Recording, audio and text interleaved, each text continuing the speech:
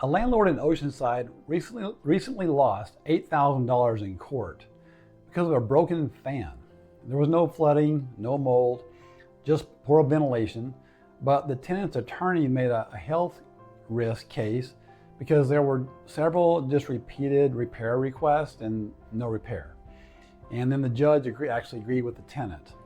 So let's talk about habitability laws in California and what they cover and how you can avoid mistakes like this. So the owner bought the condo as a rental. The tenant told the owner that the bathroom fan wasn't working.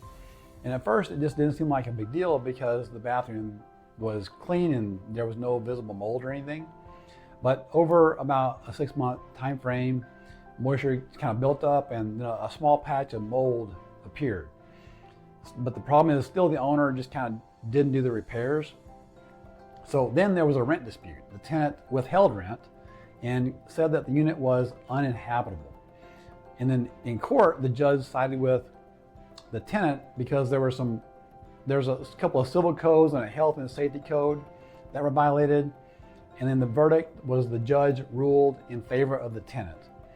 So the result for the owner was reduced rent, reimbursement for out-of-pocket cleaning, emotional distress, and attorney's fees. So here's what California law requires concerning habitability. You have to have working heat, plumbing, and electrical systems. You need basic weatherproofing like no broken windows, it has to be clean, it has to be sanitary, and then of course no infestations, no mold, no lead. And the property has to be considered secured by having locks on the doors and the windows. But sometimes even minor problems like just torn carpet or an old water heater can actually become problems too if they're a safety risk.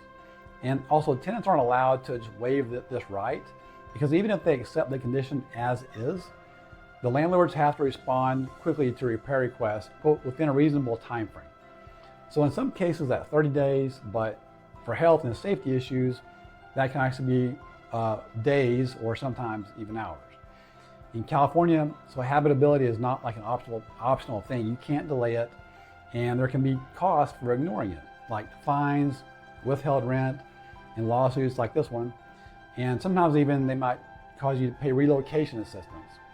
So if you manage your property, just make sure that you have a repeatable maintenance process that gets repairs done fast.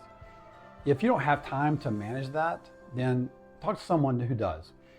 At Raintree, we've never had a case over habitability, and we plan to keep it that way. Thanks.